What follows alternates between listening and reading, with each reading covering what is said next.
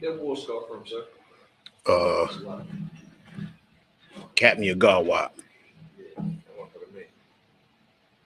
I bought this from Captain Yagawa 2 years ago, man. I'm finally getting to wear this joint. Yeah. That's crispy. Finally getting to wear it. Because sometimes certain things you want to wear like at the perfect time. You know what I mean? And I told him to make a long one for me. I said, I want one of them long ones. He gave me a long one. All right. This one come all the way there. I like that. Yeah. He looked out. He hooked me up. He hooked the brother up.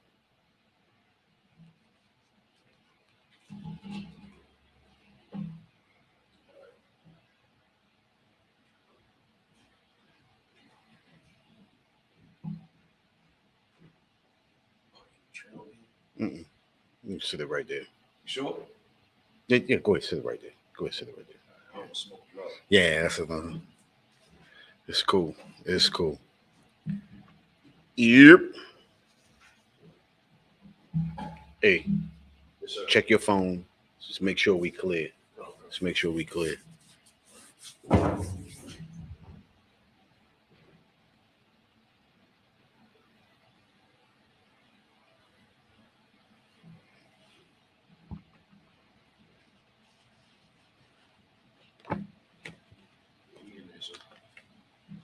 We in there?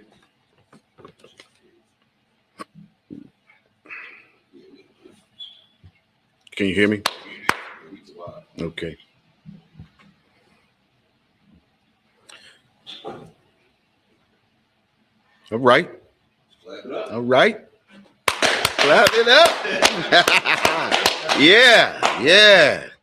Yeah. Welcome back. This is another day. What's this, Tuesday? This is Brotherhood class. You understand? And the thing that we lacking, especially here in Baltimore, we lack in brotherhood. This is the reason why brothers and sisters are murdering, killing ourselves, robbing each other. You understand? Giving us,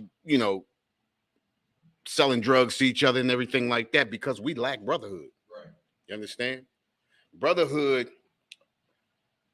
just like who's that? Captain of Card. Brotherhood is a weapon, and that's the truth. You understand? From the top to the bottom, brotherhood is a weapon. You understand? Used properly, we could be running this kingdom.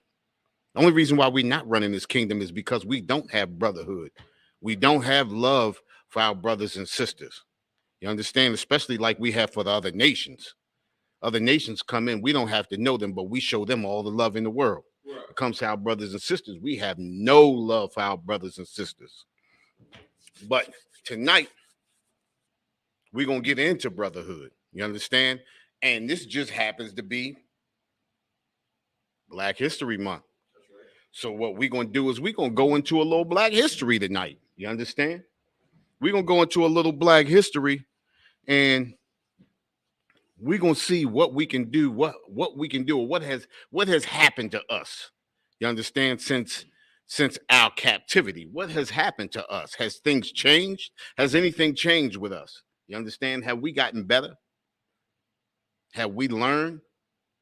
Are we in a position where we can come out of this captivity? Well, we're going to delve into it and we're going to find out. You understand? We're going to go into some real Black history, because every year we hear about Martin Luther King.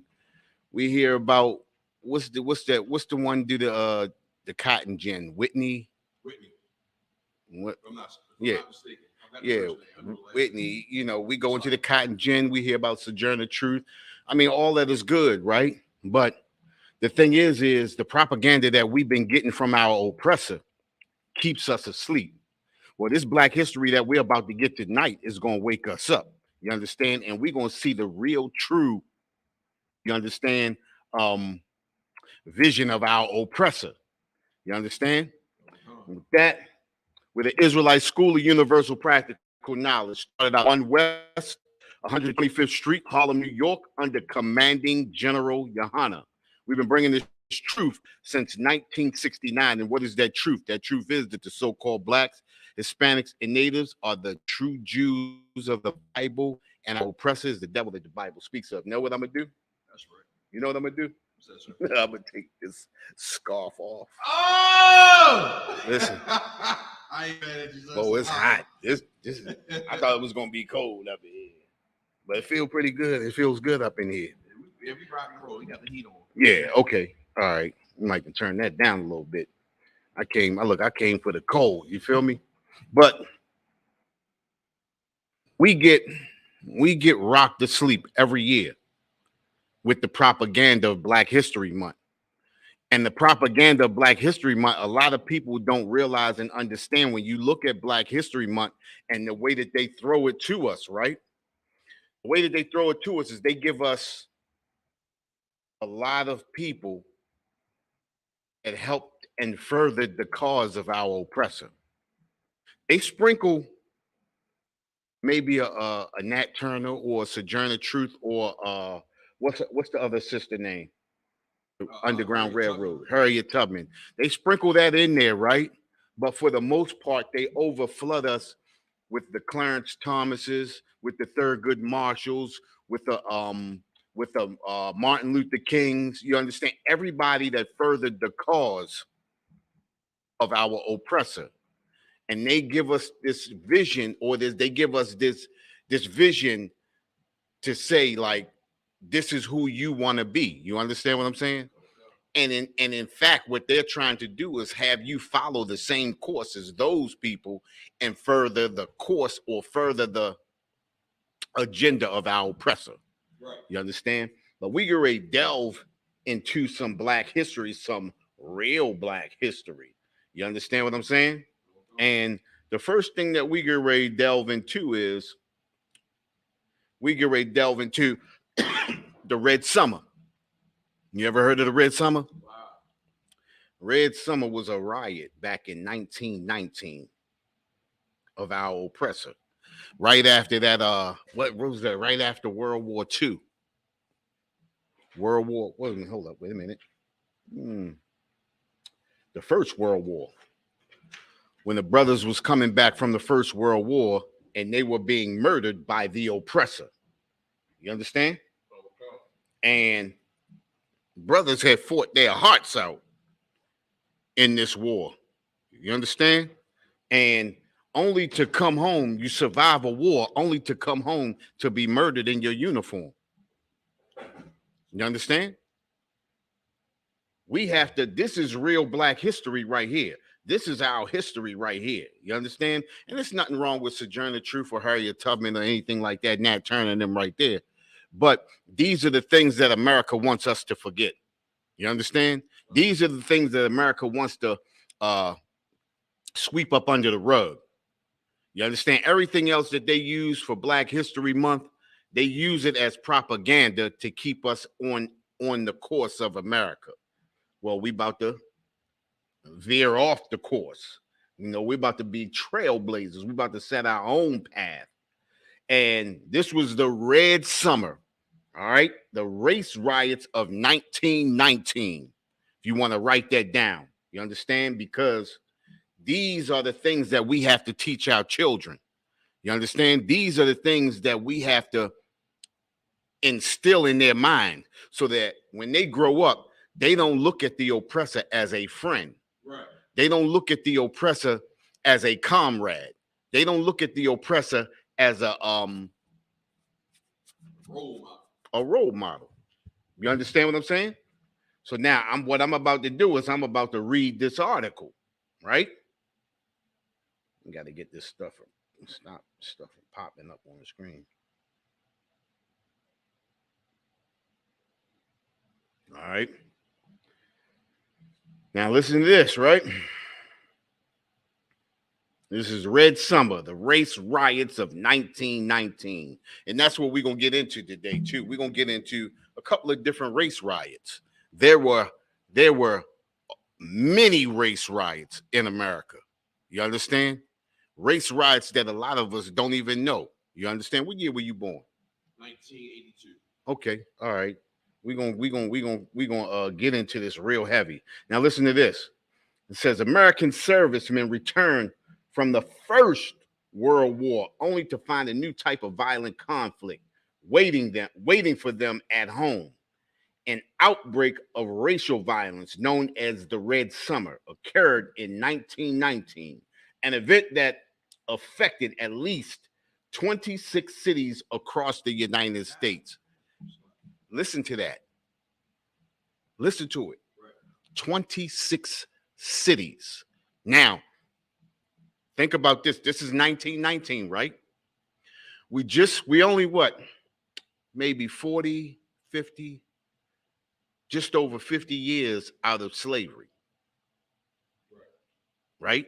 50 years out of slavery. So now, well, I'm pulling this up to you because remember, it said 26 cities. Remember, a lot of America still wasn't fully inhabited. So we talking 26 cities. You understand? Right. That's a lot of America at that time. Right. Okay. Racial tensions across the U.S. were exacerbated by the discharge of millions of military personnel back to their homes and domestic lives following the end of the war. Competition for opportunities in post-war America combined with radically changed social landscape placed whites and blacks in conflict with one another, leading to tragic results. Listen, didn't place blacks and whites against each other. Whites were pissed off. Right. Whites were pissed off. Why? Because it's like, if I could, sir. Go ahead. Because when we got out of slavery, like you said, that was only 50-something years. So out of over those 50 years, we started to prosper. You know what I'm saying? Exactly. We had our own network business. Yep. You know what I mean? The dollar was circulating in our community, and we had brothers and sisters that were going into the military. We're not for the military, but we had brothers and sisters going to the military trying to create more opportunities for the advancement of our people. But it was brainwashed and thinking that. So the brothers came back from war and they had opportunities and they did it. But we were shining on it. Pretty much, sir, it's like it's a wrap it up. We were shining on Esau, the oppressor at that time. That's all. Now, what I want you to think about, right? This was World War I, right? Right. Why did a lot of brothers go into that war? If I could, because of the supposed treaty that the oppressor gave for blacks joining the war, or for Israelites joining the war, was that you would get your freedom. No. Remember this. This is 1919. Remember. I ain't say 1819. Civil War. Right. Civil War. So it's 1919. So I want you to think, right?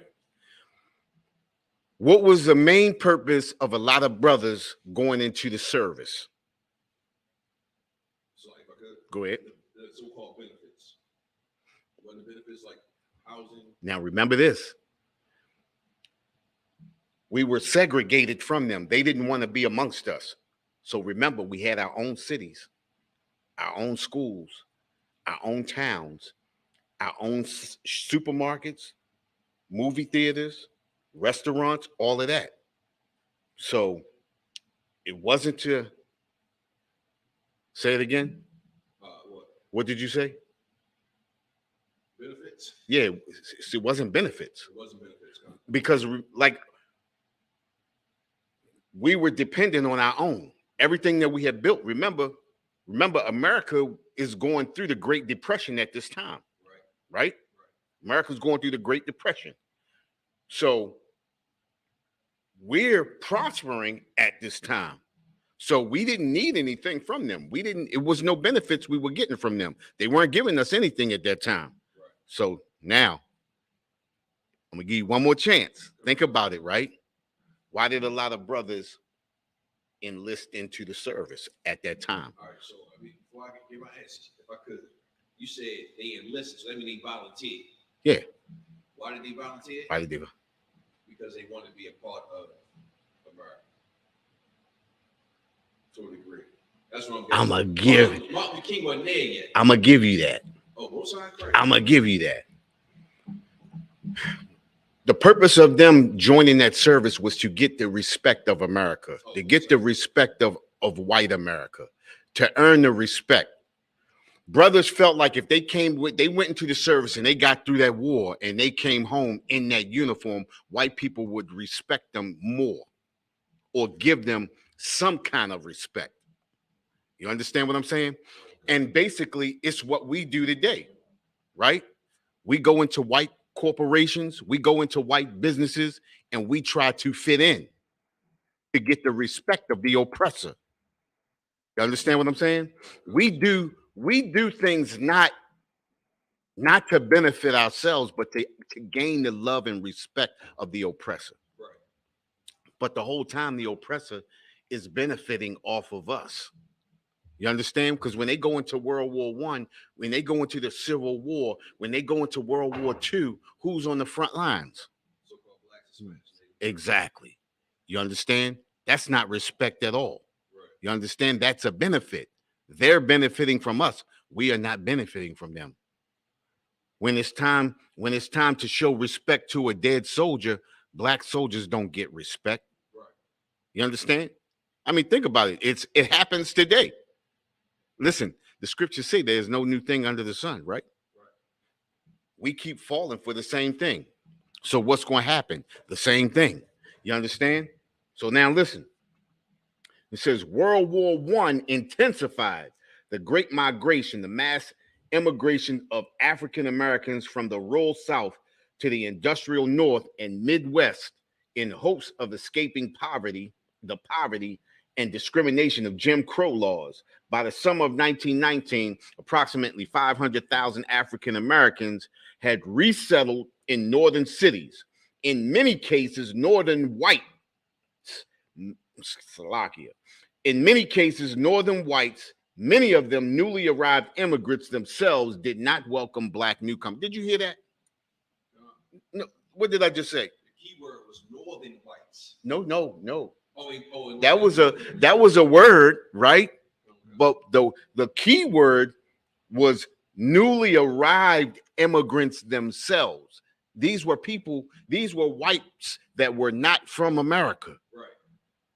Newly arrived immigrants. How can a newly arrived immigrant treat you like garbage? Well, I mean, look at it. Look at what's going on now. We said there's no new thing under the sun, right? What are the Africans doing to us? What are the East Indians doing? What are the Ukrainians going to be doing? What are the Afghans going to be doing? What are the Arabs doing? What are the Asians doing? You understand? Listen, we give our all to every other nation on the face of this planet, but we don't give our all to our own people. How do we give our all to our own people? Tell me, tell me, how do we give our all to our own people? Just like if I could. Go ahead. The only way we can give our all to our own people is if we take away what we give to other nations. As far as our love and our respect and charity and our generosity, common customs and courtesies. That's the only way we can. You know, we gotta ration that from them and give it to our own people. No, we ain't gonna ration. We taking it all. Take it all. Take it all. We don't ration. You understand? You can't, because in rationing, you're still giving them. We're taking all of it. What did Christ say? The children have to eat first. It is not meat to take the bread from the children and feed it to the dogs. Right. You understand? We got to feed our own people first. You understand what I'm saying? And that's the problem with us as so-called African Americans. We don't feed our own first. We feed all the other nations, and then whatever we have left, then we feed ourselves. And this is the reason why we're starving. You understand what I'm saying? Thanks to Martin Luther King and integration. See, integration has totally destroyed us. You understand what I'm saying? Integration has totally destroyed us, and every day we can see it more and more. You understand? We look at a situation just like the Red Summer of 1919. Our people were prospering. We didn't go into the war. We didn't go into World War I because we were poor. We didn't go to World War I because we were unfortunate, but we went into World War I because we wanted to get admiration of our oppressor. We wanted our oppressor look. We wanted our oppressor to look down on us with a smile. You understand what I'm saying? And this is what happens when you're looking for the love of your oppressor. Your oppressor will always look down on you. This is why we don't look for love from the oppressor, Right. nor anybody from any other nation. We look for the love from our own people. And this is the reason why we give the love for our own people. This is the reason why we show brotherhood the way we show it. You understand? This is the reason why we do things for our people the way we do it. You understand? Now think about it, right? What's that? In 2017, I wasn't doing this. I saw brothers doing it. I saw something good. You understand what I'm saying? I heard the right thing and I came in just like you did. At one point in time, we were all on the outside looking in. You understand? And we have to show that brotherhood to our brothers, and eventually they'll come around and they'll come around and they'll come around. And next thing you know, we'll be showing the love to our brothers and sisters and taking that love from these other nations. This is how we got to do it. A lot of people say, well, how we going to do it? This is the way you do it. Right. Because it has to start somewhere. You understand? It got to start somewhere. And the problem with us is we can't get started. Well, here in the Isupk, we started in 1969. That's right. You understand? And it started with a few brothers. And look at what we got now. You understand? And the ball is rolling and the snowball is getting bigger and bigger and bigger. You understand? Let's get into this article right here. Matter of fact, hold up for a minute.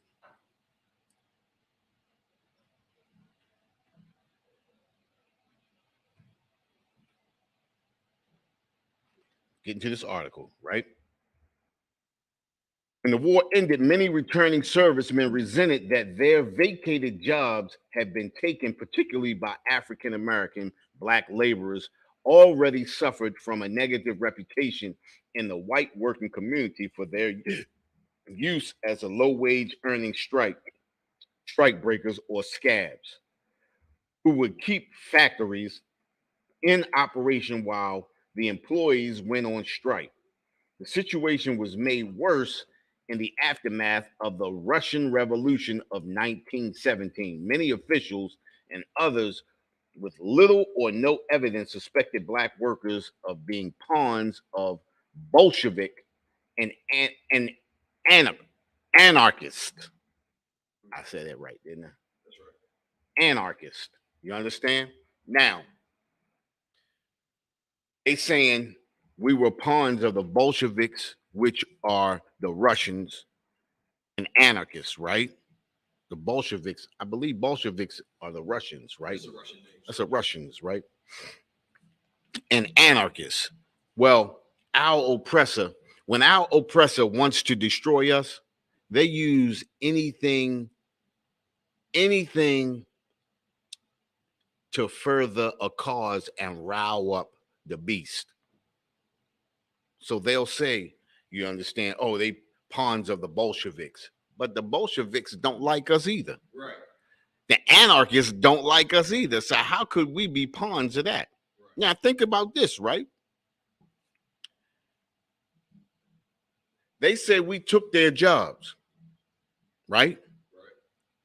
Who hired us? Right. Who hired us? Right. You understand?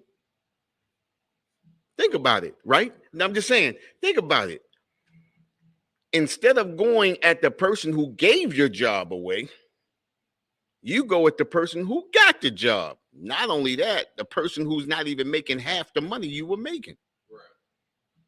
Right. So now let's roll back a little bit further, right? They had labor unions back then too, right? Why were the labor unions created? So if I could, remember, sir, the labor unions were created to hold down the minority immigrant Europeans, right? That came to the Americans that were good crafts, like plumbing and architecture and concrete and all that stuff. The who? The, No. I said you said I heard the plumbing, the architect. Oh, so yeah, the unions were created for the immigrant minority Europeans. Right. So like the Italians, the Irish. Right. And so forth. That's what the unions were created for. It wasn't for so-called blacks, Hispanics, Native Americans. Nah. So we had a comment. Go ahead. Ramak. Go ahead. What Ramak say? Tell me what Ramak said. He said to protect the white man's job. Ramak got it.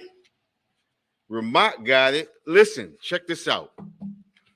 You were half right.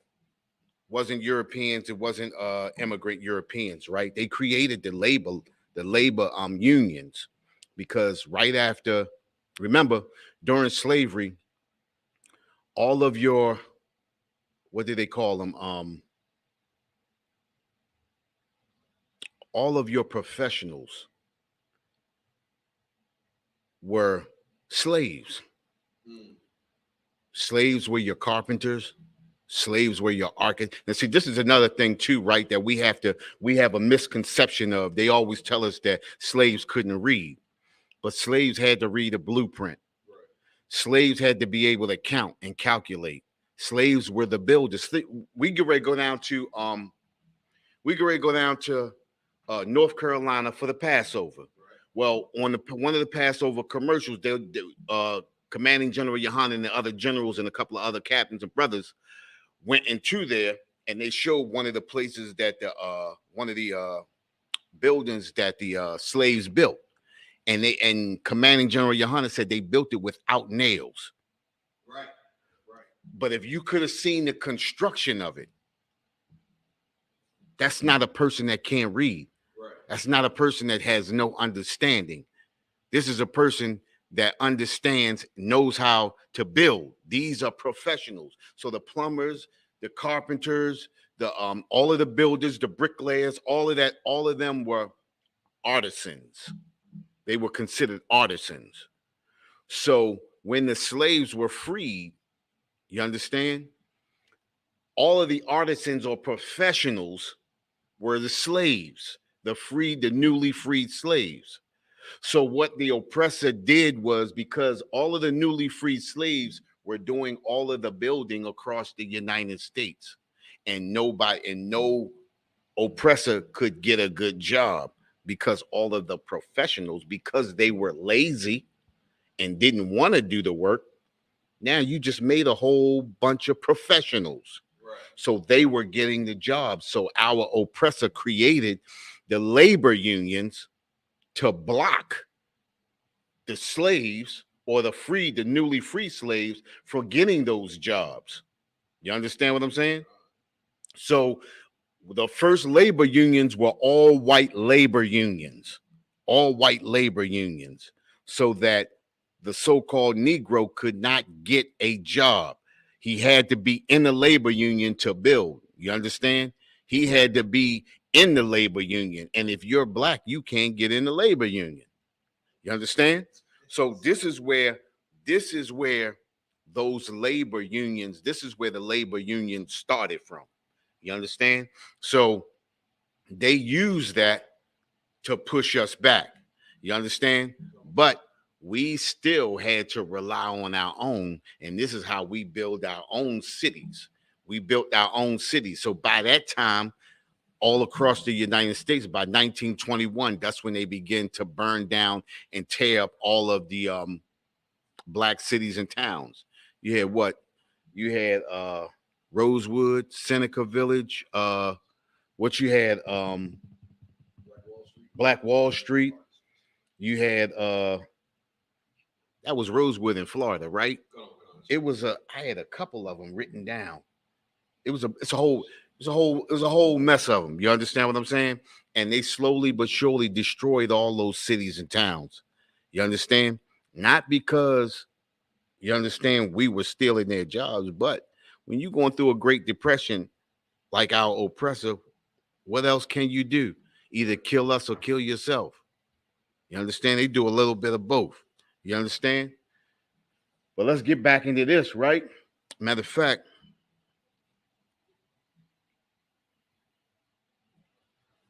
I want to grab a scripture. Okay. Used this the other day. Give me Ecclesiasticus.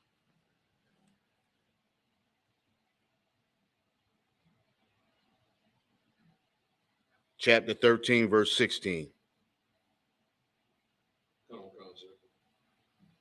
The book of Ecclesiasticus, chapter 13, verse 16. All flesh consorteth according to kind. Say that again. All flesh consorteth according to kind. It says all flesh consorteth according to kind. What does that mean?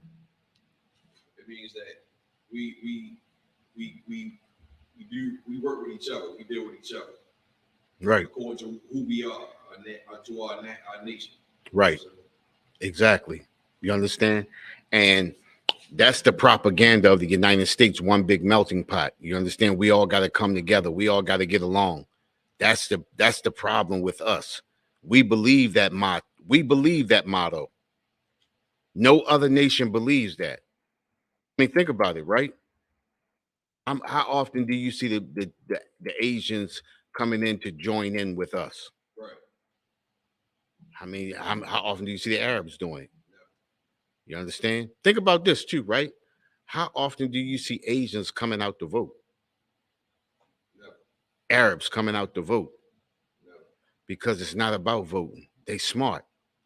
You understand? It says all flesh consorteth according to kind.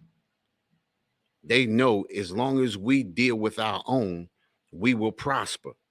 We're the only people that don't understand that. We're the only people that want to join in with everybody. Anything that we do, we want to bring all nations of people in. We want it to be one big melting pot. We want to show diversity. You understand? When we don't have the strength to show diversity. You understand? We don't have control. We don't have control and strength. As soon as we bring people in, we like to let them lead us. Look at the Black Lives Matter movement. What's that? Three gay females? I think it's 2 and 1. It's 2 females and a brother. If I'm not mistaken, well, it might be all 3. They all. Wait, so. Yeah, but over top of them, it's an oppressor. Definitely an oppressor. You understand? You start a movement and then you put somebody else over top of you.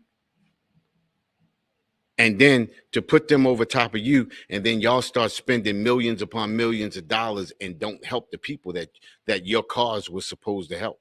Right. Think about it, right? They said, 3 or 4 years ago, Michael Brown's father only collected $500 from them. Right. And you mean to tell me they collected over 60 million? Right. And all he got was $500? Right. I mean, think about this, right? How do you feel in your heart knowing that your cause was built on the death of this brother and you only gave him $500 out of 60 million? Go ahead. They don't feel anything, sir.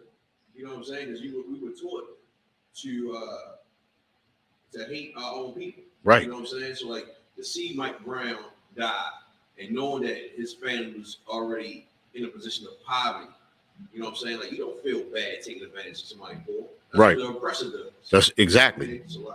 Exactly. You're exactly right. You understand? Listen. When you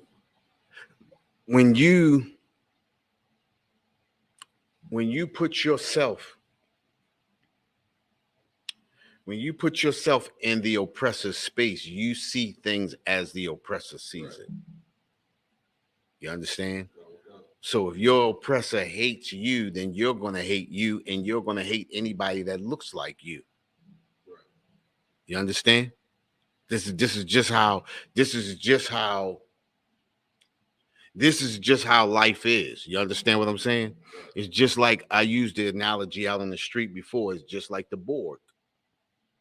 Just like the Borg on Star Trek: The Next Generation. The Borg comes in.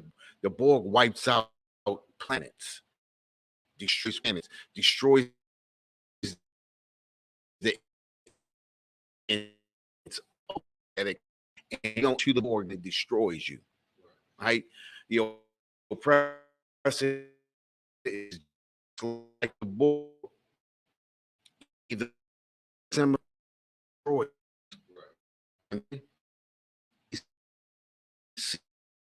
see every our loves are the oppressor's loves. Our hates are the oppressor's hates. Right. Whatever the oppressor hates, that's what we're gonna hate. So when you integrate into the oppressor, you're gonna hate whatever the oppressor hates. This is why we got black people out on the street cursing us out. When we go out there speaking about the uplifting, how can you curse out a people that's showing your people love? Right. We love our people so much, we're taking the love away from the oppressor and giving it to our people. But see, our people have that veil over their face and only can see what the oppressor wants them to see. Right. And the oppressor wants you to hate your own people. That's the only way the oppressor can thrive. That's how America was built. Think about it, right? Think about all of the uprisings of America, all of the slave revolts. What destroyed all of those slave revolts? Because you got it. I was the one they say a coon. Yep. It's a lot. Exactly. A brother or sister that saw life through the eyes of the oppressor. You understand what I'm saying? That's what destroyed every revolt. Listen, that Haitian revolution was brotherhood. That's how that Haitian revolution, that's how that they won that war.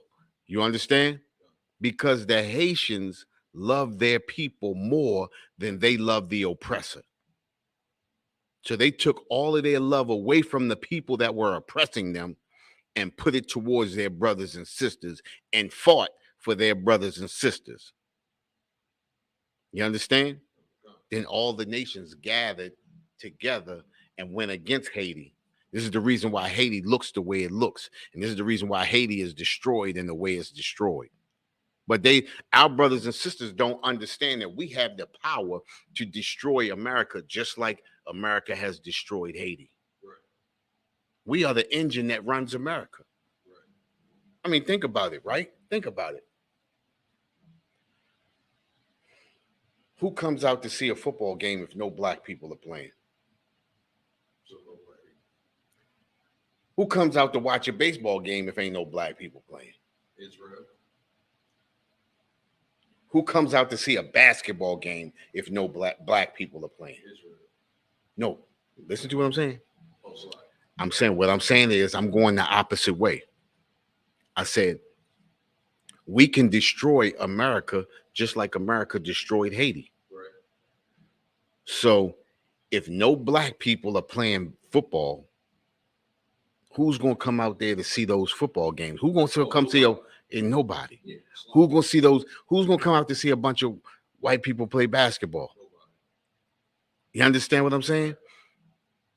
America is built on the Coliseum. Right.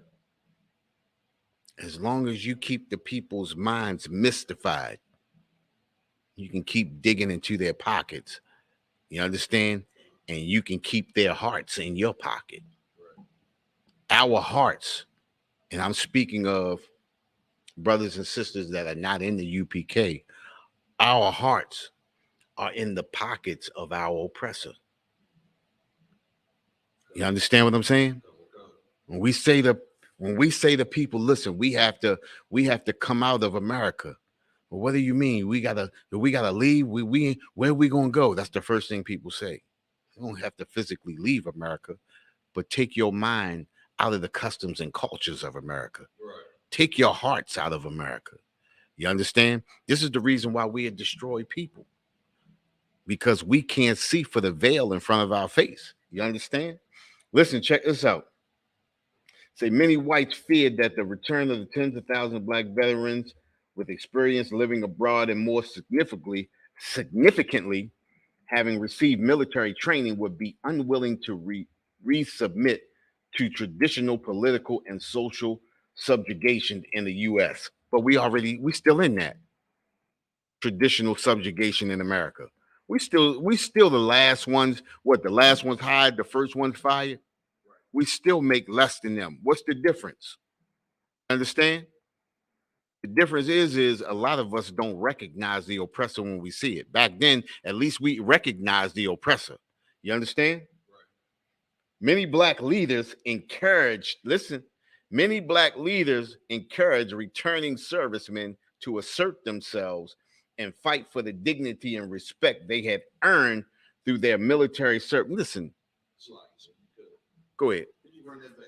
Listen, it's terrible. Listen, we ain't talk. Listen, they didn't say the servicemen got together and said, listen, we're going to go get the respect. But they said the black leaders said, this is what you need to do. It's just like today. Black leaders set us up for failure. Right. You understand? And then sit back and say, I don't know. You understand? Listen, it say many black leaders encourage returning servicemen to assert themselves and fight for the dignity and respect they had to earn through their military service. W.E.B. Du Bois famously called upon black veterans to not simply return from fighting, but to return fighting. Did W.E.B. Du Bois fight? I'm about to look that up. So did he serve? He didn't serve at all. Right. But this is what they set you up for the shakedown. You understand what I'm saying? Right. And this is, go to First Maccabees, chapter 1 and 11. I know we go to this one all the time too, but listen. Go to First Maccabees, chapter 1, verse 11. You understand? It's the book of First Maccabees, chapter 1, verse 11. In those days went there out of Israel wicked men. Remember that? Listen, in those days went there out of Israel wicked men. Listen, W.E.B. Du Bois called upon black veterans to not to simply return fighting, but to return fighting. Listen, did W.E.B. Du Bois go out there and fight? No, he didn't. But this is what our black leaders do. They talk trash and then step to the back of the pack. Right. You understand? They talk trash and step to the back of the pack and let you get cracked over the head and then write a book about it. Right. You understand what I'm saying?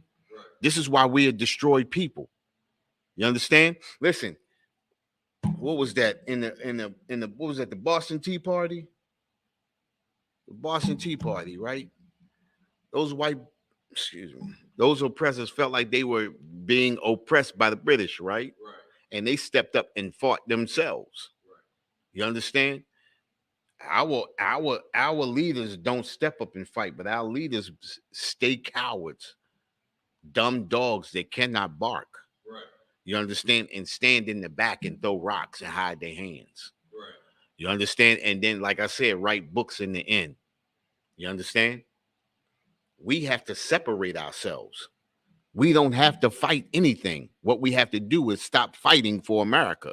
Right. Get out of their police forces. Because you've seen what happened to the brother Tyree Nichols a few weeks ago, right? Look at it. That's terrible. But those brothers took on the customs and cultures of America.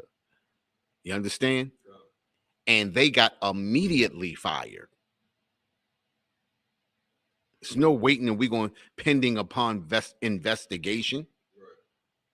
Right. They don't get you don't get the courtesy that they give to the oppressor. And this is where we get mixed up at. We think we're going to get the common courtesy of the oppressor. You understand? Doesn't work like that. Right. You understand? Go ahead, read on. It's the book of First Maccabees, chapter 1 and 11. In those days went there out of Israel wicked men. Go ahead. Who persuaded many. Who what? Who persuaded many. See what I'm saying? You hear that? W.E.B. Du Bois persuaded many. You understand? He ain't going to stand and fight. Right. But they'll persuade many to throw them out up under the bus. And then, like I said, they'll turn around and write a book about it. Right. You understand? I bet you how many books Creflo Dollar got? How many books T.D. Jakes got?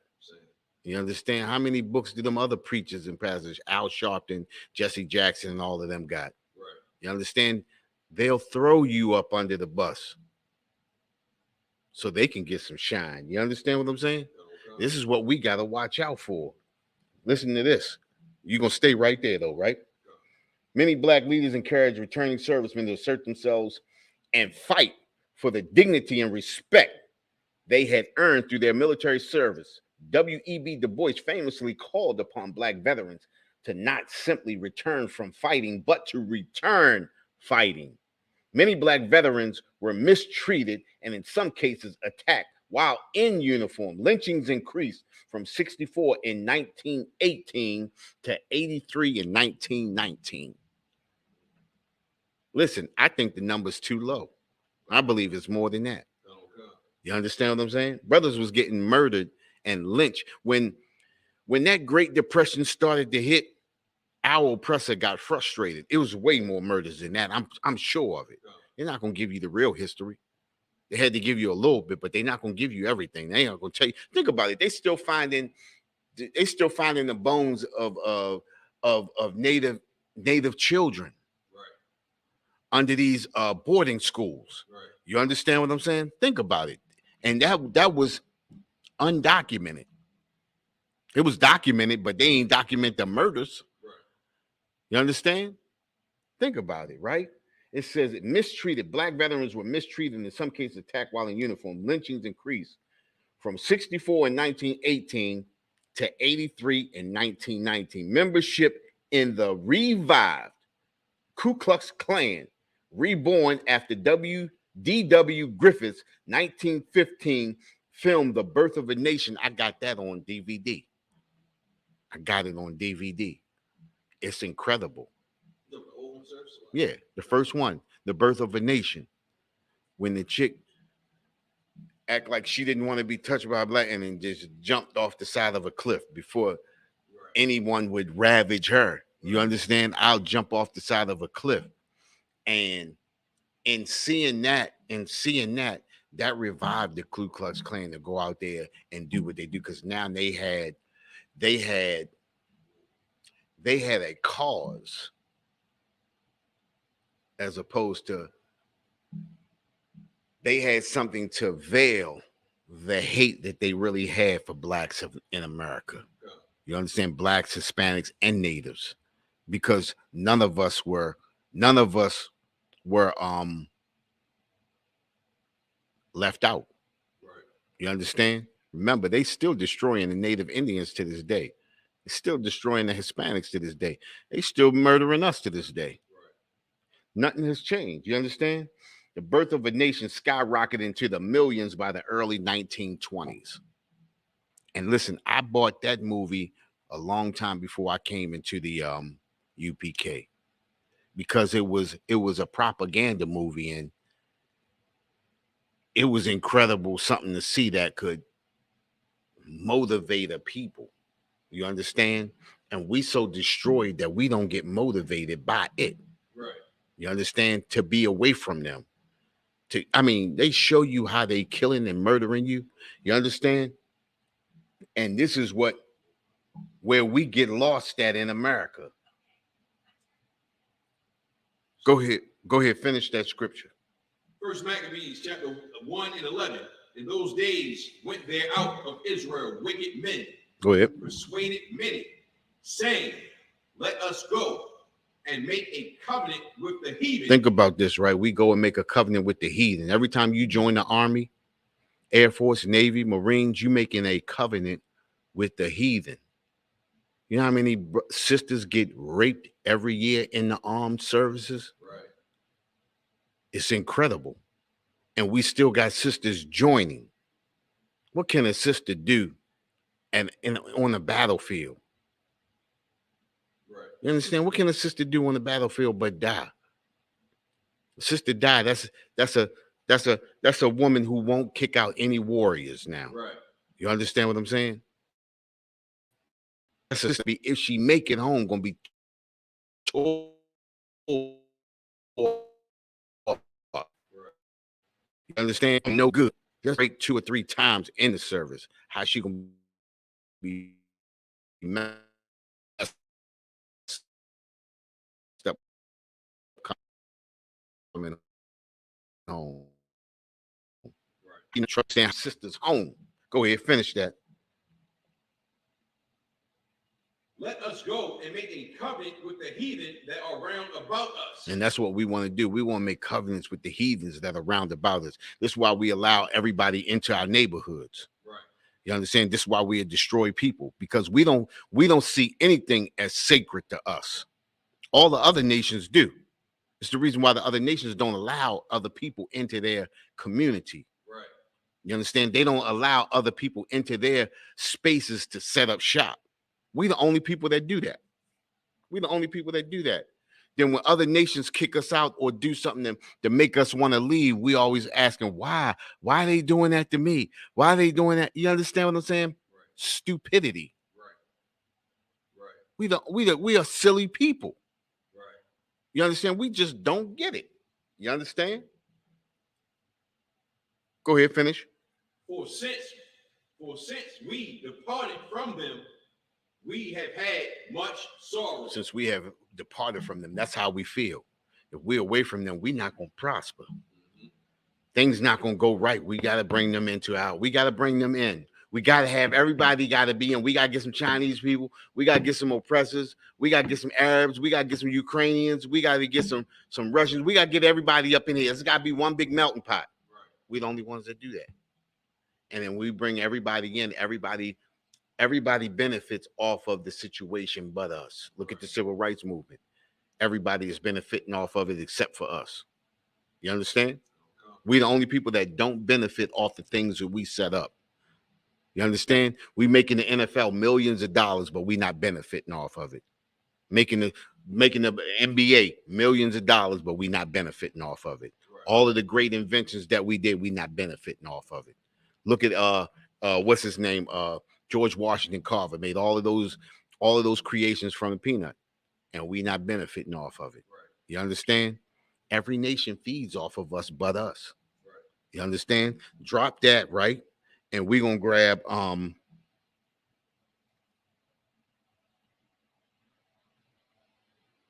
Micah chapter 4, verse 11.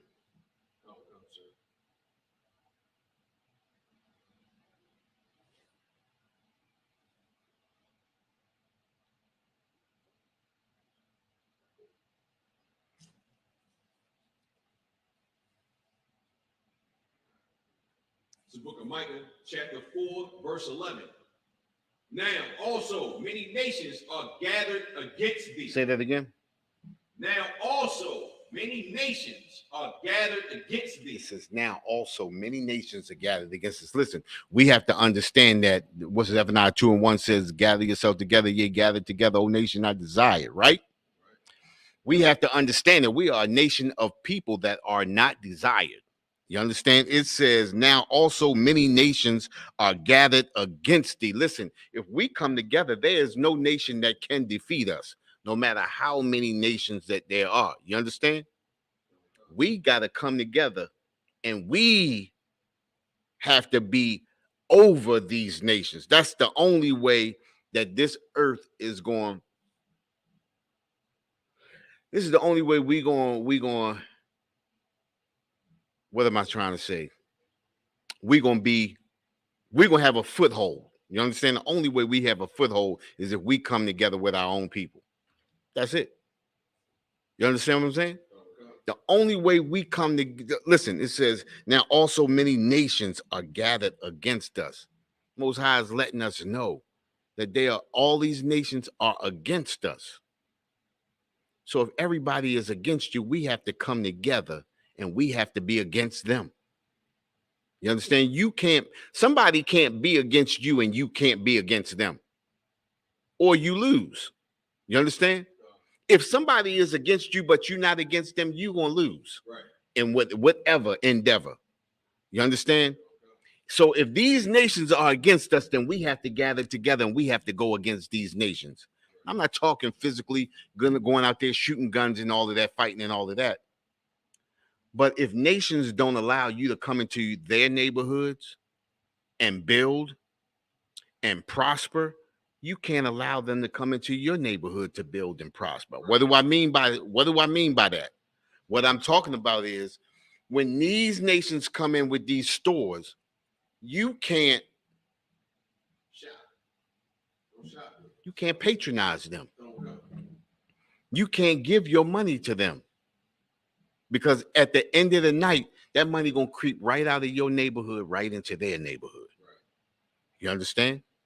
That's what happens. You understand? Many nations are gathered against us. Think about it. These nations that come into our neighborhoods, they smile all in your face. But if you ever happen to go through one of their neighborhoods, they look at you with a smirk on their face, like you're not supposed to be here. Well, that's how we got to look at them. They not supposed to be here. Right. The Most High put up borders. He made borders around every nation. That's y'all spot. This our spot. All right, we in captivity now, but you have to have some sense of solitude. We have to have some sense of borders. You understand? We not letting nobody come in here and do no business in this area right here if it's not our people. And not only that, we have to respect our people that are doing business within our borders. Not only that, the people who are doing business that are our people in our borders have to respect us. Think about it, right? How many Chinese people do you see coming in there buying Chinese food? How many Arabs do you see going into the Kennedy Fried Chicken buying chicken? All of their money comes from us.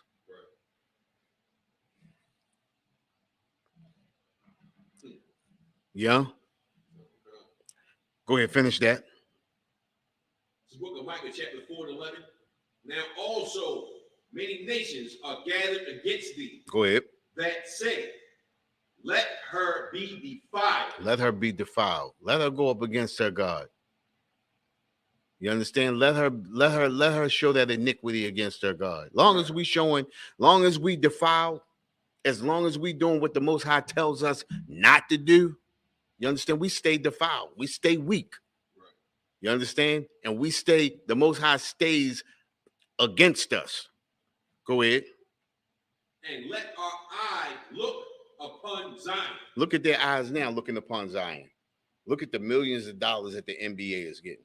Look at the millions of dollars the NFL is getting. Look at the millions of dollars that BET is getting. Look at the millions of dollars that every shopping center in our neighborhoods is getting. Their eyes are looking upon Zion. They looking upon us because they know they gonna make their meal ticket off of us. You understand? We got to understand that we are the prize, but we belong to the Most High. So the only way we prosper is if we come back to them laws, statutes, and commandments. That's it. Follow directions. Mama used to smack me in the back of the head and say, follow directions. You understand? That's what we're getting right now. We're getting smacked in the back of the head. Follow the directions. It's hard for a lot of us. You understand? I'm going to drop that. I got another article right here, right? Now, that article that we did, that was for African Americans, so-called African Americans. And I got one for the natives, right? And you know what scripture I want you to grab, right? I want you to grab Psalms 55. Psalms 55, 19 and 20, I believe, right? Don't read it yet. Just grab it for me, right?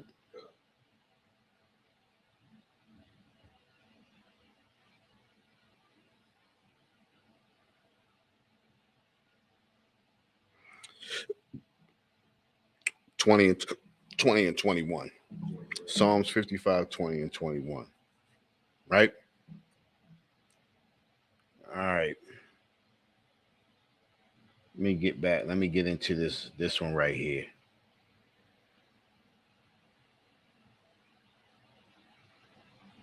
Let me grab the other one, not that one. But we have too much trust in our oppressor. No matter what our oppressor does to us, we just a broken people. You understand? Now listen to this, right? This is from 1623, right? When 1919, I should have did this one first, then moved up to 1623. But I mean to 1919. But this is called the Indian. This is called uh the Pumunki Poison and Peace Talks. This was an Indian tribe, right? You said that one more time. Pumunki. Pumunki? Yeah. P-A-P-O-H? P-A. Pumunki. Gotcha. Yeah. P-A-M-U-N-K-E-Y. Right.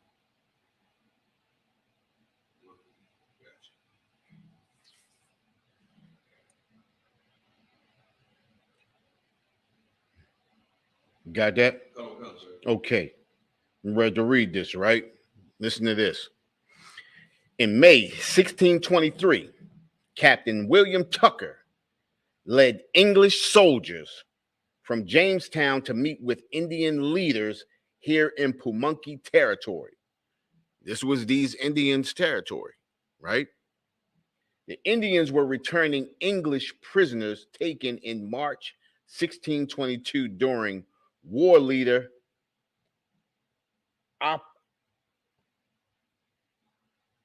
Opechancanough,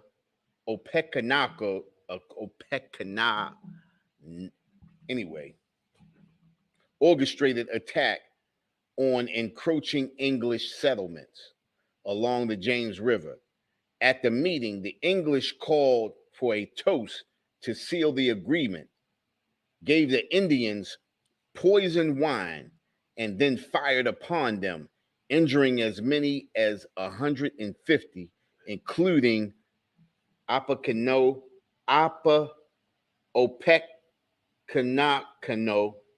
and the chief of the Kiskak, the Kiskiat. The English had hoped to assassinate Opec, who was erroneously reported as having been slain. They succeeded in 1646. Now, that was not the whole story, right? They came in looking for peace, right? To get back captured prisoners that were not, tortured or anything like that. Boom. Peace talks. They poisoned the wine that they gave them, killed over 200 natives, and then murdered the rest of them, beating them with sticks and clubs, shooting them with guns and stabbing them and all of that. They came in, got them drunk, and murdered them. You understand? This is our oppressor at his finest. Right. You understand? This is the reason why the Bible tells us what? Never trust thine enemy. You understand? And this is what we have a problem with. This is the reason why we're still in captivity in America, because we too trusting other people. We really think that America is going to give us civil rights. They've broken every peace treaty. They had over 177 peace treaties with the native Indians. And they said they still breaking these peace treaties to this day. How can we possibly trust a people like that? How? You understand? Think about it, right? These people come in and they trying to give you back your prisoners and make a peace treaty. And during the peace treaty, you poison the wine, kill over 200 of them, and then bludgeon and murder the rest of them. I never even heard of Pumunki, the Pumunki tribe. They probably killed them all off. You understand what I'm saying? I think I did a class on this last year. You understand what I'm saying?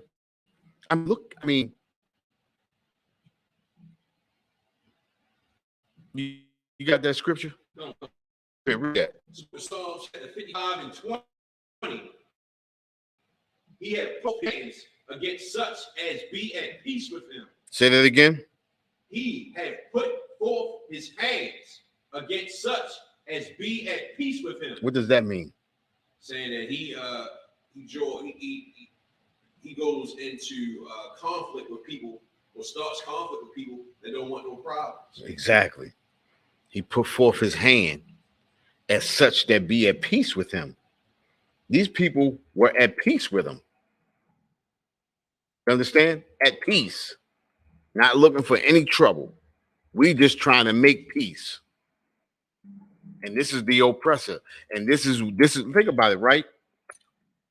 We have to say that this is natural amongst our people. We too trusting. We believe everything that the oppressor tells us. Right. You understand? We're gonna give y'all equal rights. Oh, don't worry, somebody's gonna pay. You know what I'm saying? Oh, he killed who? Oh, yeah, somebody's got to do. Oh, don't worry, we're gonna let the justice system run its course. Right. You understand? We fall for that all the time. Right. The justice system. We won't let the justice system run its course. Well, yeah, now we're gonna get some justice. And we always say that. We're gonna get some justice. Did we get justice for Mike Brown? Wow. Did we get justice for Alton Sterling? No, sir. Did we get justice for what's the brother's name that got killed by the Asian? By who, sir? The Asian. Oh, I forgot the brother's name. I know you're talking about. Yeah, you understand what I'm saying? Listen, this is the problem with us as a people. We too trusting. We like to believe everything that we hear, right? Right. And every time the thing that we hear doesn't come into fruition, well, better luck next time. Well, we're going to get them next time.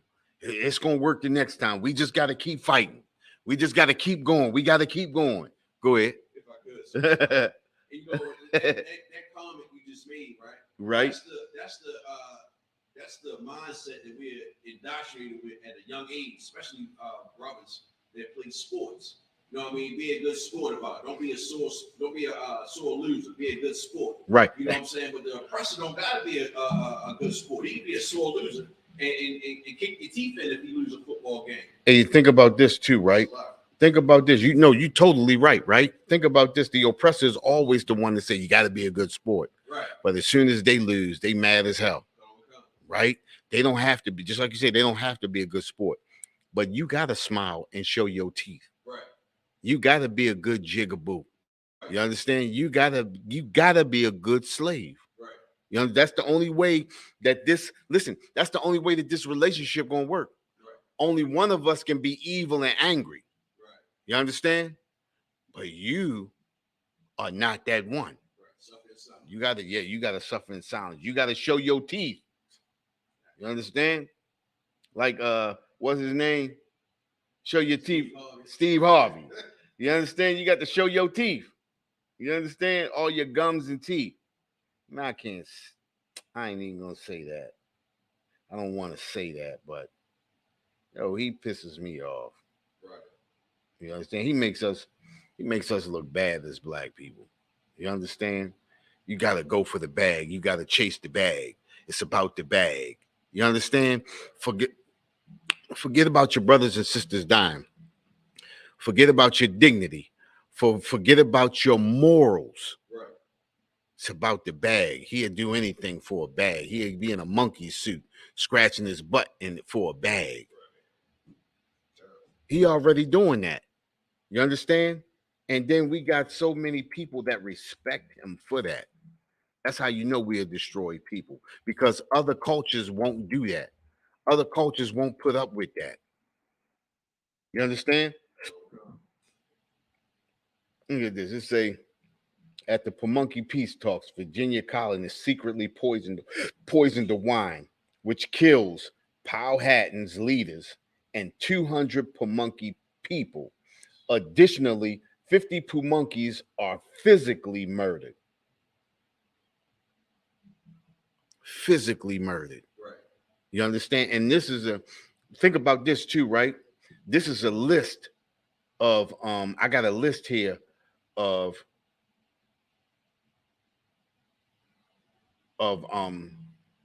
Indian massacres starting in the 1600s.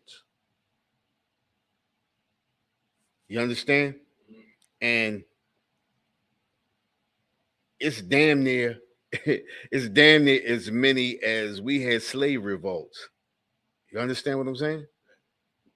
Listen, they did not take it easy on the Native Indians. You understand? They did not take it easy on them. Okay, go ahead. Psalms chapter 55 and 20. He had put forth his hands against such as be at peace with him. You got that. Go ahead. He hath broken his covenant. How many covenants did he have? 177. Over 177 covenants. And he broke them. He broke them all. And he's still breaking them to this day. Go ahead. Verse 21. The words of his mouth was smoother than butter. See, that's where we get caught up at. Them words coming from his mouth.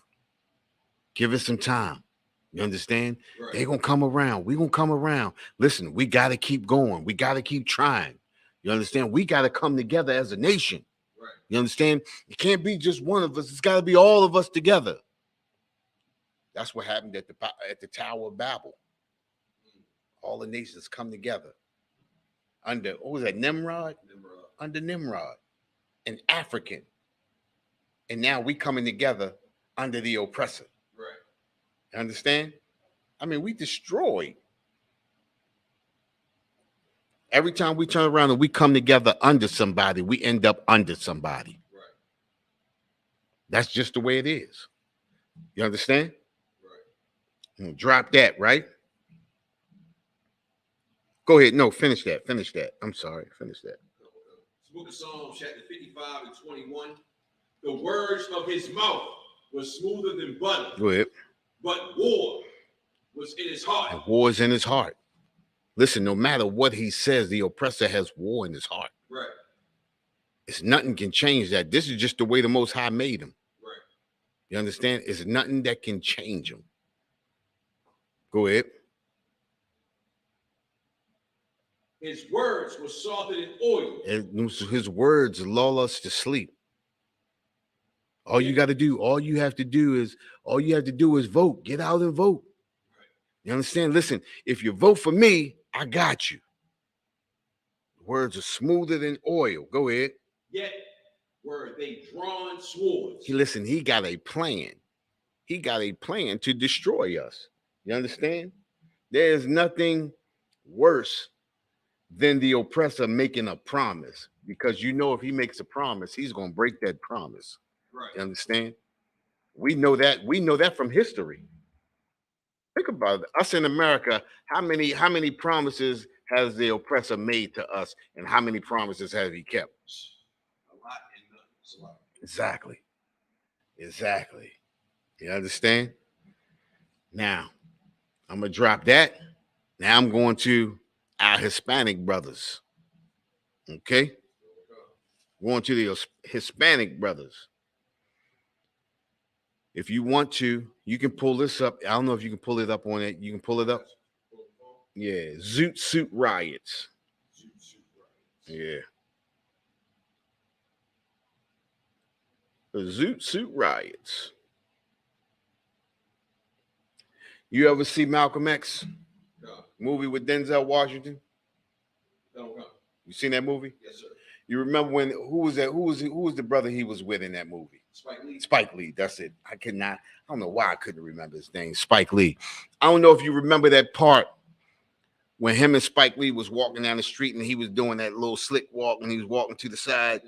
Yeah, when he was walking to the side like that, the suit that he had on, that was a zoot suit. Okay.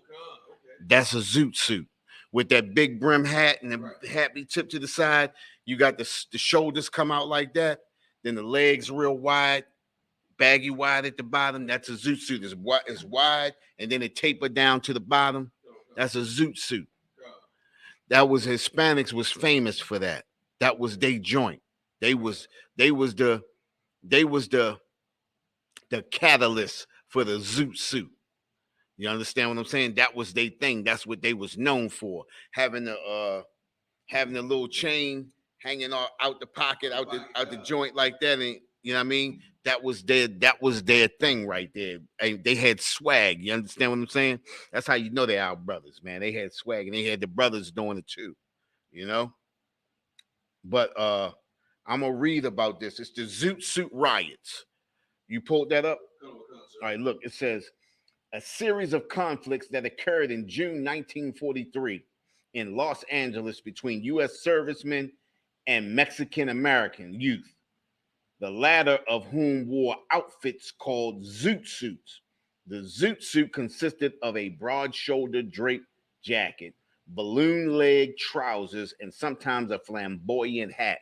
That was the zoot suit. If you didn't have a hat, you ain't have a zoot suit. Right.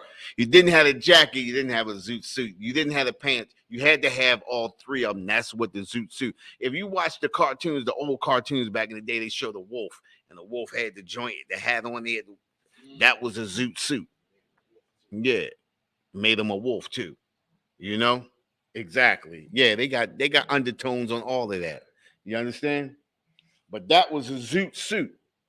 So the zoot suit, of course, consisted of broad shoulders, draped jacket, balloon leg, trousers, and sometimes a flamboyant hat. Mexican and Mexican American youth who wore these outfits were called zoot suiters. These individuals referred to themselves as pachos. I think I'm saying that right. Pachucos, or was it? I hope I said that right. A name linked to the Mexican American generation's rebellion against both the Mexican and American cultures. Right? Prelude to the riots. Pressure related to the U.S. involvement in world. See that? Listen. Every time something happened, it's always after a war. The Civil War, World War I, and in World War II, they always destroying things after a war. You understand? And it's always destroying stuff that we got. Right. You understand? Pressure related to U.S. involvement in World War II contributed to the racial. Think about this. Let me stop. Let me the Vietnam War. What did they do after the Vietnam War? Same thing, sir. But that's when the heroin and everything hit our neighborhoods. You understand what I'm saying? All these wars. What was the Cold War with Russia?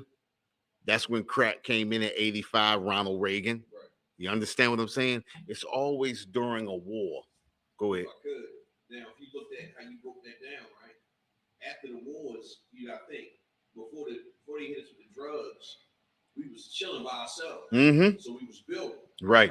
So in order for the oppressor, the slave master, his population of peons to feel safe, you got to dumb down the competition. So what they hit us with? They hit us with the heroin.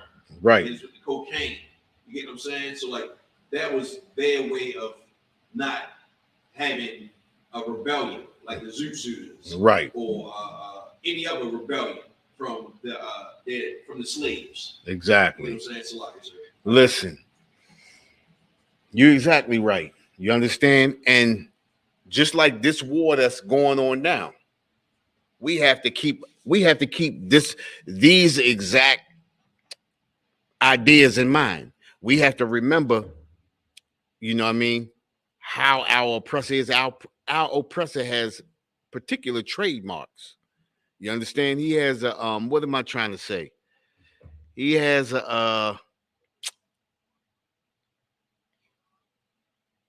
he has tendencies. You understand? Our oppressor has tendencies. The problem is we don't recognize those tendencies. You understand? Whenever he's out having his wars, he always comes back to want to destroy us. Right. You understand? And we have to understand that right now he's having a Cold War with Russia, right? He's having a Cold War with China, right? He's having a Cold War with North Korea, right? So what should we expect? Same thing, sir. him to Something come, worse. him to come back and war with us. You understand? The oppressors always at war with us. Right. All right, pressure war to the racial tensions that preceded the riots. Workers were needed in the agricultural and service sectors of the United States to fill the jobs vacated. See that? It's the same scenario. First was World War I with us. They needed blacks to fill in the positions, right? Right. Now, agriculture is what? That's our brother Isupk. That's their profession. Right. Agriculture. Right. Who knows agriculture better than Isupk? Nobody. Nobody. And here we go again. It's the same thing. It's the same thing happening again. You understand? I mean, sometimes I think they just using these as a ploy. You understand? You use certain things as a reason to get in and to destroy your people. Right. You understand? So, but think about it, right? They used us for the shop jobs. They use Isupk for the agricultural. I mean, that's our thing. That's their thing. That's our thing. Right. You understand? We professional carpenters, you understand, bricklayers, all of that. We do all of that. We do agriculture too, but that's our thing right there. Isupk does the carpentry and all that too, but that agriculture is their thing. You understand? And it's think about it, right? They worried about Isupk having these agricultural jobs, but how many oppressors go out there in them fields picking fruits and stuff like that? See, that's why I said it's a ploy. Right. Our oppressor doesn't want to work anyway, right? Even with us after World War I, they don't want to work anyway. It's a ploy to go in and destroy your people. Right. They went in and destroyed the Native Indians. They went and destroyed us. They went in and destroyed Isupk. You understand? All right, let me get back to this. Workers were needed in the agricultural and service sectors of the United States to fill the jobs vacated by those who were serving in the military. And every time somebody roll out to serve in the military, they come back with anger on their chest. An agreement was reached with Mexico, whereby temporary workers from Mexico were brought into the United States. Now, I ask you a question. Why would they make an agreement with Mexico when you got African Americans already here needing jobs? I got two things on that, sir, if I could. Go ahead. The first is that whoever America made a deal with, they paid them. They lined their pockets. No. Whoever America made that deal with, women, say that again, what you said. Whoever America made the deal with, as far as on the Mexico side, they paid them. Who paid who? America paid the Hispanic, paid Mexico, whoever was in charge. You know? Mexico paid America. Good night. Why would America pay Mexico, then have to pay the workers to come in? Yeah, I know that, so I can't get that. That's saying, listen, think about it, right? Why would America go to Mexico if you got workers already here? Unless Mexico gonna pay you to take these workers, because they don't have the work in Mexico. So why not? America gonna get their palms greased on both sides. So now you cause a rift because now you got these Mexican Americans here working the jobs that, frankly, our oppressor ain't want them jobs anyway. It's just a ploy so we can kill and beat up people anyway. Right. You understand? It's never been about a job. Oppressor don't want to work anyway. You understand what I'm saying? Think about it, right? All the way through slavery, we were the builders. They got slaves to build for them. They got slaves to take care of their own children. Think about it. You hate a people so much, but you hate work even more that you'll get a slave to watch your kid. Right. The people that you say you're afraid of, but you'll get them to take care and nurse your kid. How does that sound? Right. You understand what I'm saying? Who were serving in the military, an agreement was reached with Mexico whereby temporary workers from Mexico were brought into the United States. This influx of Mexican workers was not particularly welcomed by white Americans. It's always white Americans that are not happy. As a part of the war effort, by March 1942, the United States had begun rationing various resources. Restrictions on wool had a direct effect on the manufacture of wool suits and other clothing. There were regulations prohibiting the manufacturing of zoot suits, but a network of bootleg tailors continued to manufacture them. This exacerbated racial tensions. As think about it, right? That's bull crap. That's bull. Think about this. If you coming home from a war, is you worried about what somebody wearing? Right. You understand what I'm saying? Just what they wearing makes them stand out and let you know that we are Mexican Americans. Right. That's it.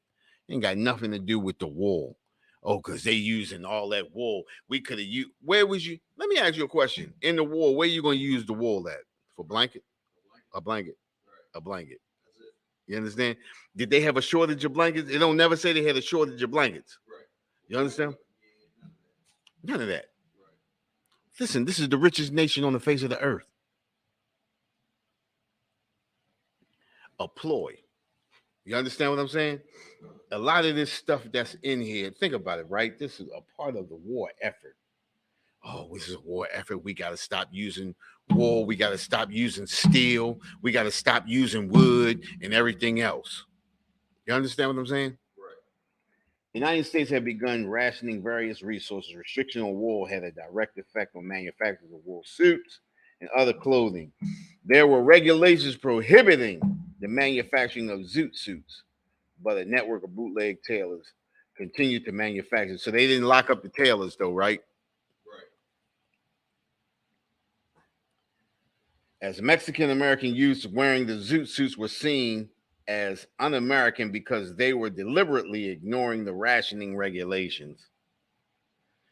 The Zoot Suits riots are commonly associated with the Sleepy Lagoon murder, which occurred in August 1942. Listen, the Sleepy Lagoon, as it was nicknamed, was one of the larger reservoirs outside the city of Los Angeles.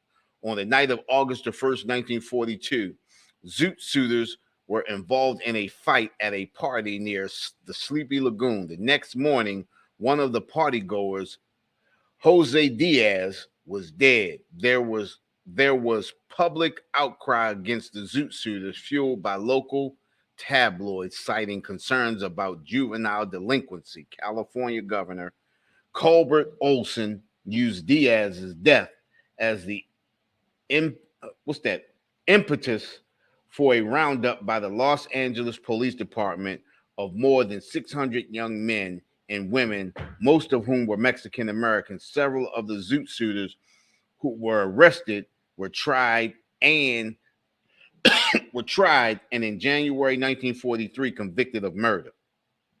However, many people denounced the circus atmosphere of the trial. The attacked the verdict as a miscarriage of the justice.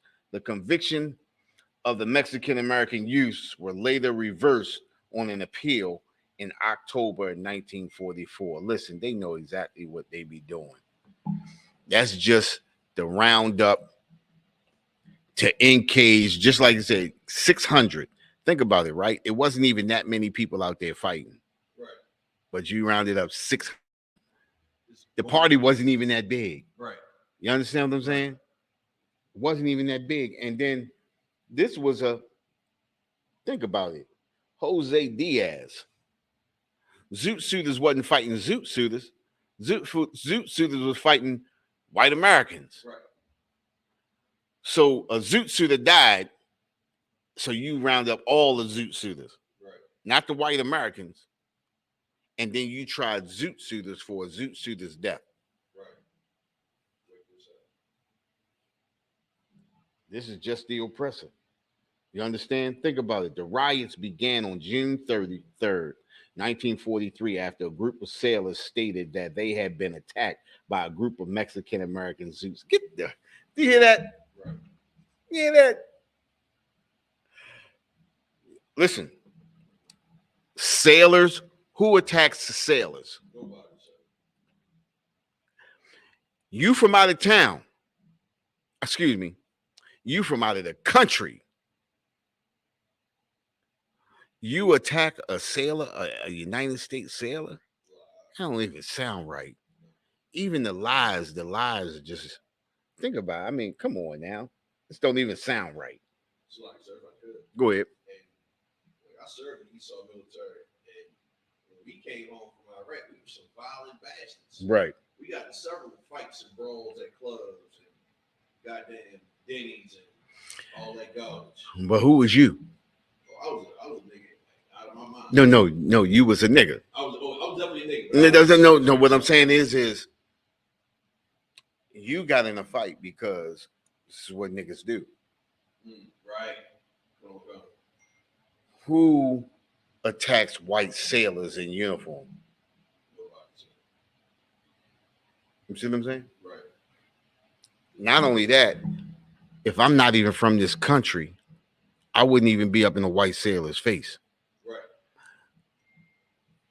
Even in the heat of the times where we are already despised. You understand what I'm saying? We already despised. So it doesn't even make sense. Right. You understand? Listen, let's go to that Micah 2:10.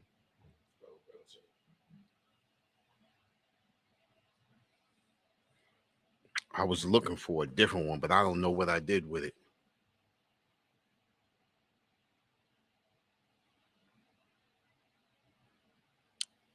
Before you do that, right? Let's grab that Proverbs 29:2 first.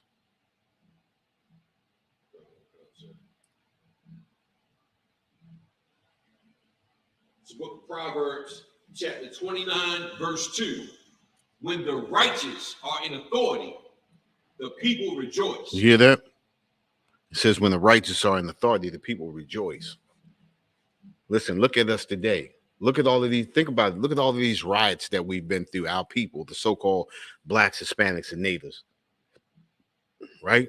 It's a riot after a riot after a riot after a riot. Have you ever heard of the Move riot? The Move group in Philadelphia? 1985. Right? They dropped a bomb on one house that destroyed 3 neighborhoods. Right. You understand? No regard for the life of our people. Right. They said how many people died in that? I don't recall, but I know there were some children that they kept the remains. They said only 11 people died. But how do you destroy close to 60 houses and only 11 people died in that house? Right. You mean to tell me what, nobody else in none of them other houses? Right. They wouldn't even know, because they probably killed families. Right. Where, you understand what I'm saying? In 1985, you know where I was at in 1985? I was coming out of high school, and I knew nothing about that. But we ain't had an internet. Right. We only had local news. So if it wasn't here, you didn't hear about it. It wasn't until I got older. I mean, older, before I even heard a glimpse of this. You understand? And I'm saying to myself, we run in the streets like everything's sweet, not knowing that we still at war with these people. Right. You understand? All of these race riots, Pumunky poisonings, you understand? Zoot Suit riots, Red Summer of 1919. These people hate us. Right. You understand? They hate us as a people, and we hate us as a people. We got to start showing the love. That's right. You understand? This is the reason why we are destroyed people. And every nation knows that we are destroyed. And this is the reason why they take advantage of us. Right. I mean, think about it, right? I mean, look at this. This has got to be the stupidest article written I've ever seen. I mean, it doesn't even make sense. And then, like, you look at the time that this is in, and you have a nation of people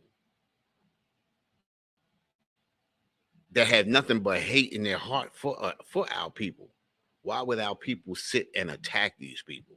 Right. But this is the article that they wrote. And they took, listen, this says, where we at? It said, go ahead, finish reading that. It's the book of Proverbs, chapter 29 and 2. When the righteous are in authority, the people rejoice. And that's where we need to be at. We need to be in authority so that the people can rejoice. This is the reason why we destroy. Go ahead. But when the wicked bear rule, the people mourn. And that's where we at right now. We mourning because the people who are ruling are wicked. You understand? Drop that and go back to the one that I said before. Micah 2 and 10. But look at this. Let me know when you get it, right? But it says right here, it says, think about it, right? As a result, on June the 4th, a number of uniformed sailors chartered cabs and proceeded to the Mexican-American community, seeking out the Zoot Suiters. What occurred that evening and in the following days was a series of conflicts. Listen, they drove there. They had no fear. Why wouldn't you have fear? Because you know these people never attacked you. You know they are not an attacking people. You understand? It says, the following days was a series of conflicts, primarily between servicemen and Zoot Suiters. Many Zoot Suiters were beaten by servicemen and stripped out of their Zoot suits on the spot. The servicemen sometimes urinated on the Zoot suits. Right. Come on, man. Or burned them in the streets. One local paper printed an article describing how to de-zoot a Zoot Suiter, including directions that the Zoot suits should be burned. It says the worst of the rioting occurred on the night of June 7th when thousands of servicemen and citizens prowled the streets of downtown Los Angeles attacking Zoot Suiters, as well as members of a minority groups who were not wearing Zoot suits. See, it's just a part of them. War is in their heart. It says, what does it say? What does it say? The scripture we were reading before. The words of his mouth. Smoother than butter, but war is in his heart. War is in their heart. They make it seem like the Zoot Suiters attacked them. So now you going on a 3 or 4 day prowl, going through their neighborhoods, just destroying them. These are evil people. They evil bastards. Right. Go ahead, read that scripture that you got. It's the book of Micah, chapter 2, verse 10. Arise ye and depart, for this is not your rest. You heard that? Arise ye and depart, for this is not your rest. We got to understand that this is not our rest right here. We get too comfortable in America. We too comfortable being here. You know what I mean? So comfortable that our people are selling out our own people.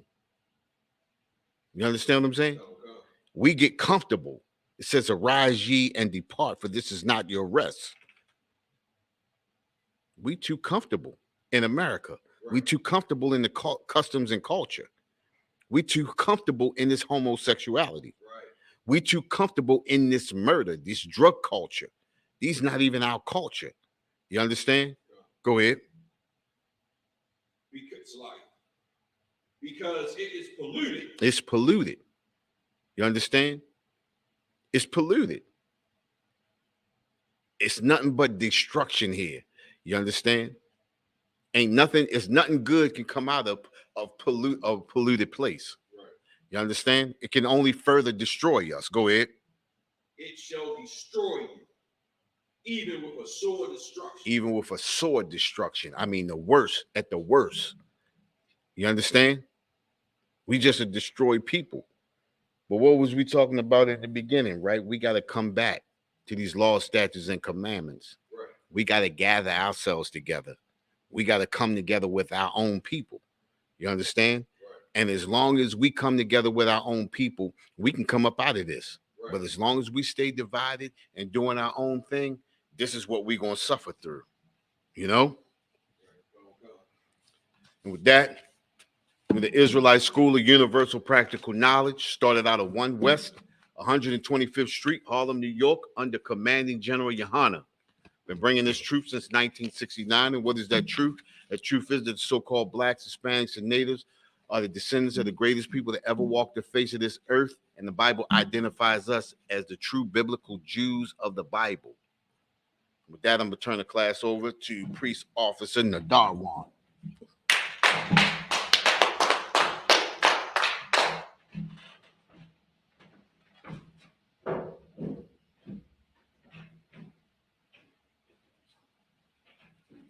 Oh, excuse me.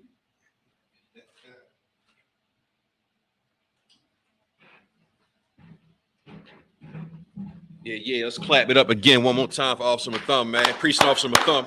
Always got a well of information on a Tuesday Brotherhood class, man.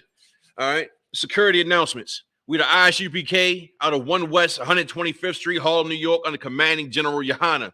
New rules for brothers and sisters. When a new brother or sister comes into the school, they are off limits for 6 months. They are to be saluted only. They are here to shed themselves to the world. After 6 months, if a brother or a sister if a brother or a sister has an interest in a particular person, he or she must get permission from the head to speak to a brother or sister. There's another 6 months in which the brother or sister will court each other. After this 6-month period, the brother or sister will get permission from the head to marry, ties, which is a commandment. You can find this in Numbers 18 and 21 at Malachi 3, chapter 3, verse 8 through 10. Means 10th in Hebrew and is pronounced ma'asharah. 10% of every penny of any increase the Lord gives you, give to the treasury department or teacher. Priest fund. Free will offering for priests, not mandatory. Whatsoever amount you would like to give. Upcoming holy convocations. We got the Feast of Purim. And that is, it's Sunday, March 5th. All right. And after that, we got the Passover, April 1st. You understand? Down in Raleigh, North Carolina. Make sure you suit up and boot up. Pay your $200 to get to the event. You understand? It's mandatory. All right. Reminder to all Akim and Akwathiam to check on social media such as isupk.com, Facebook, Twitter, YouTube, and so forth for ISUPK events and materials. If a brother wants to be a trooper in the school, then he should start wearing all black, which includes black boots, shirt, pants, headbands, or scarf. With that, men of Israel, mighty. Give one courtesy salute to the teacher, Ma'am Shabbat, mighty, Barak, Yahweh Ba'Shem Yahweh Shah Barakatah. Yahweh Ba'Shem Yahweh Shah Barakatah. Class dismissed.